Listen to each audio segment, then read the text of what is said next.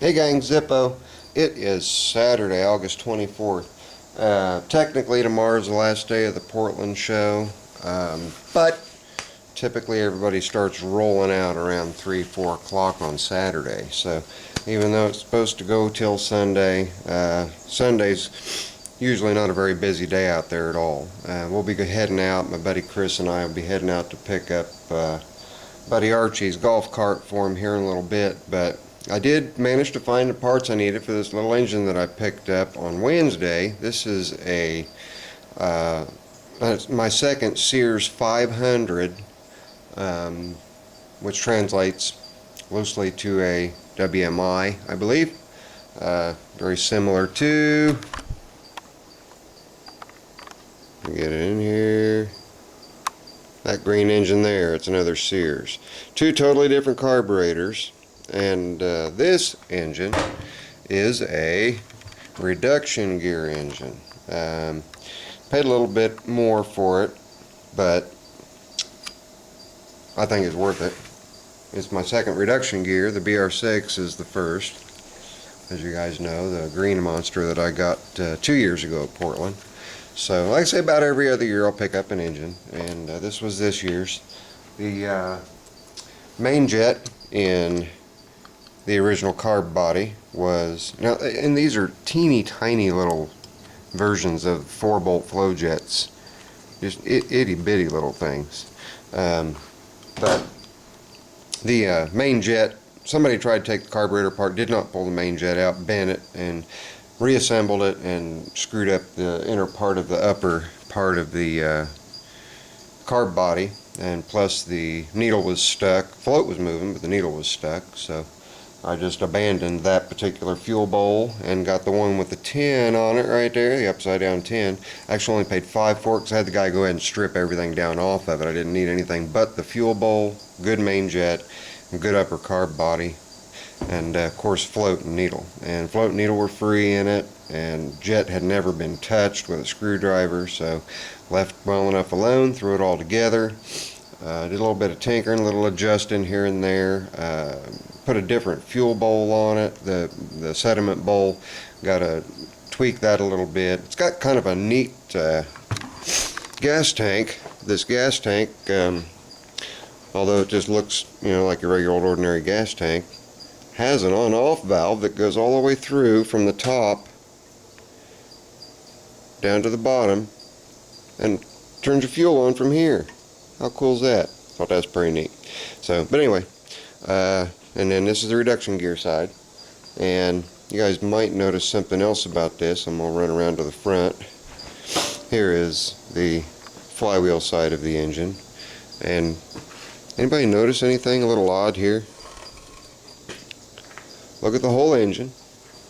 Take a look, take a look, take a look. What's missing? There's something very pertinent missing from this engine.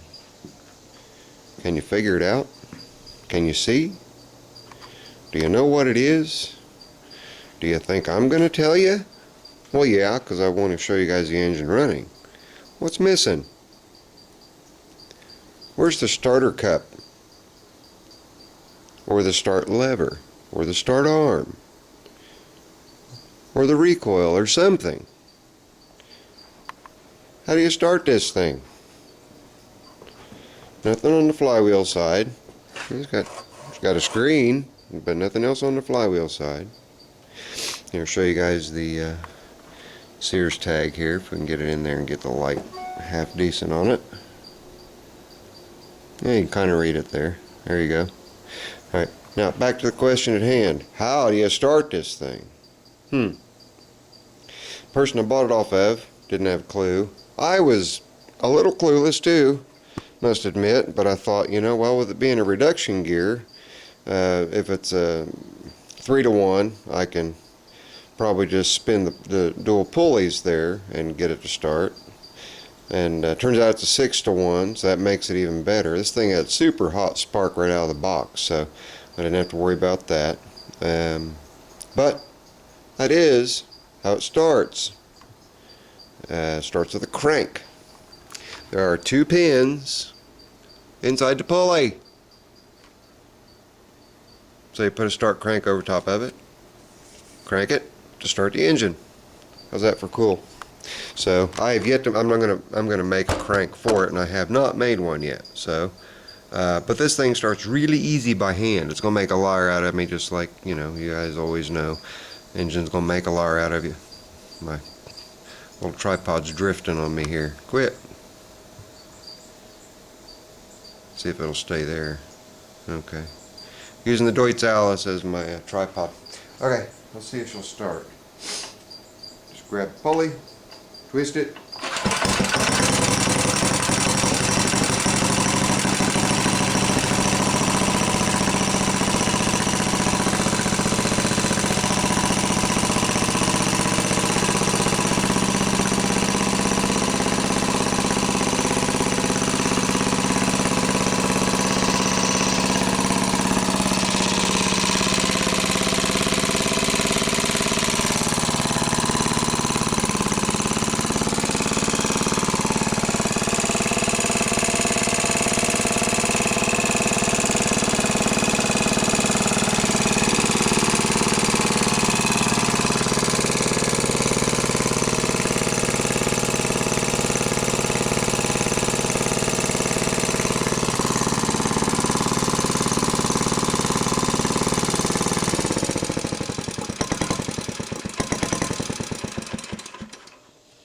There you go. Took a little doing, but with that good hot spark, I knew I was just dealing with the fuel issue. Got the fuel issue fairly well worked out. I do have some more tweaking to do on the flow jet carb. Really cute little bugger. But like I say, my tripod. The flow jet is just teeny tiny little carburetor. But I'll show you how many of you remember, if you've even seen the video on the other Sears 500, so I'll show you the carburetor on it. It's a suction carburetor. This stuff says get some light on the subject. There we go. Okay, here's the other 500. Let me get it pulled out, turn around a little bit, get my messes out of the way. Okay, see, we have another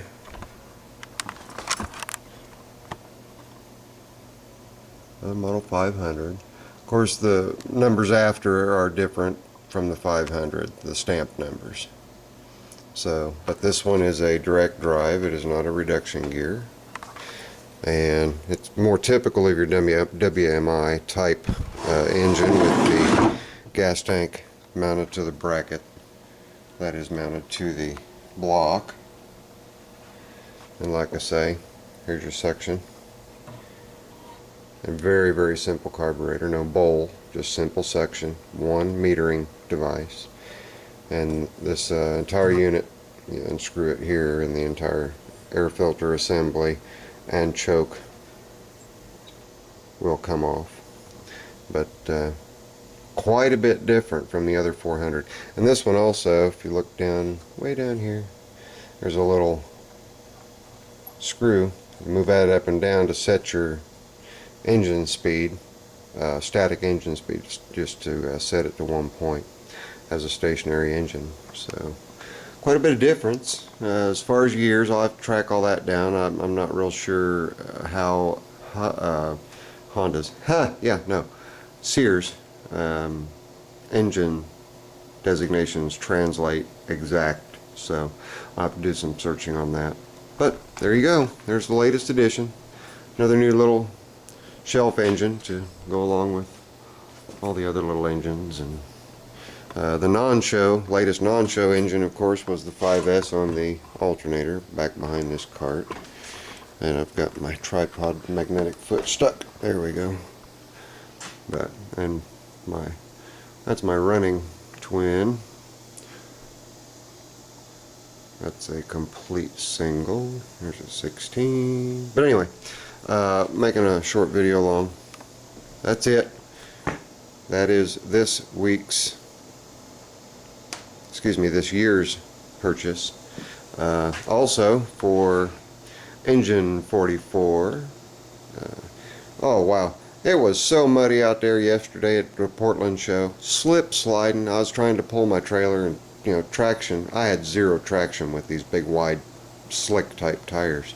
Literally going sideways, people helping push me, and my buddy Chris was on the 3212 Sovereign that I restored for him. He was helping push me out with his, and he had dual ags on, which helped a lot. But if I'd taken Ugly Alice, she'd just walk through all that stuff. But anyway, that's why there's still a bunch of mud on the tires. Finally did dry off, but what we got another pair of tires to go along with the old landlord's wide tri-bars up front.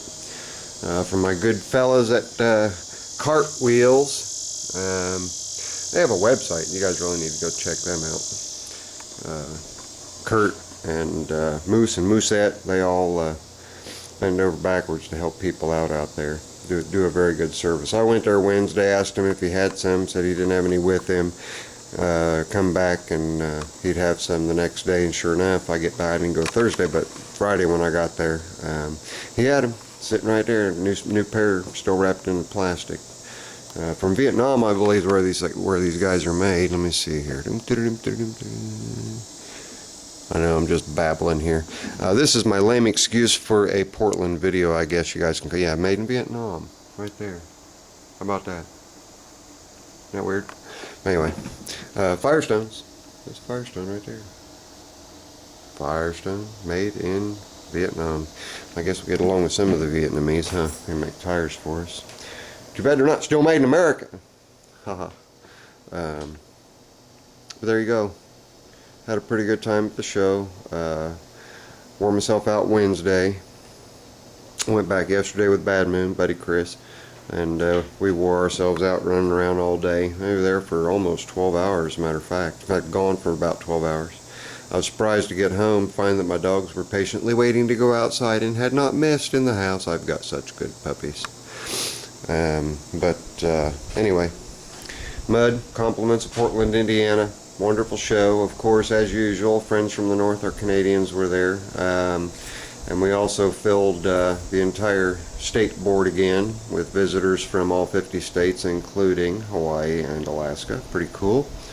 And as always, the regular vendors were there, and I made my rounds talking to a bunch of the regular vendors, and just exchanging stories. I didn't make it there last year, so it was 2 years ago, so I had quite a bit of catching up to do, and I had a good time. Had a real good time. So anyway, I got one short video on my cell phone because I forgot to bring this camera right here to the show. Twice I forgot to take it, so shame on me, but there is a short video that I took. And again, I want to thank everybody that recognized the Squire and stopped to talk to Zippo and to see Engine 44. I really appreciate that very, very much. You guys are the reason I do my videos. Can't keep this short anymore. It's up to 13 and a half minutes. So this is Zippo. Hope y'all enjoyed. See you guys next time. Later. I'm out.